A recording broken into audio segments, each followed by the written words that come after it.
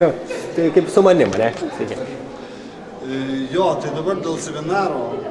Labai didelė naujiena, iš tikrųjų infoverslas, aš anksčiau buvau susidaręs kažkokią nuomonę apie tai, bet labai sunku buvo įsivaizduoti, kaip tas daroma ir tai atrodė, kad reikia labai daug investicijų, daug to laiko, daug žinių, daug visko.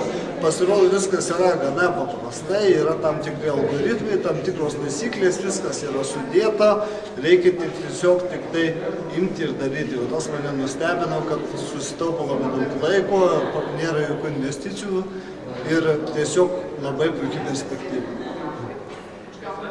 O kaip sekės užduotis iki seminaro gal dar?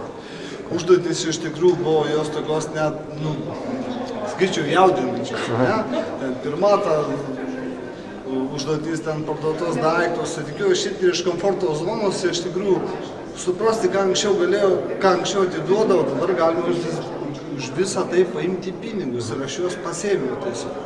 Antra užduotis, ten seminaro pardavimas, nebuvo tikrai sudėtingas, tai buvo paprasta, kad tas su žmogum kalbinu, tiesiog atvirai sakai, yra taip, yra tokios perspektyvos.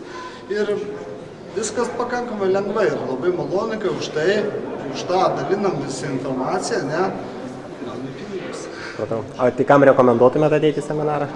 Manau, kad visiems, su kuriais anksčiau buvau kalbėjęs apie tai, ne, tai įsitikinęs, kad perkalbėsiu dar papildomai ir tam, kad žmonės išloštų, net į seminarą. Ir aš užsidirbčiau, čia dar valu. Ačiū, Dainius.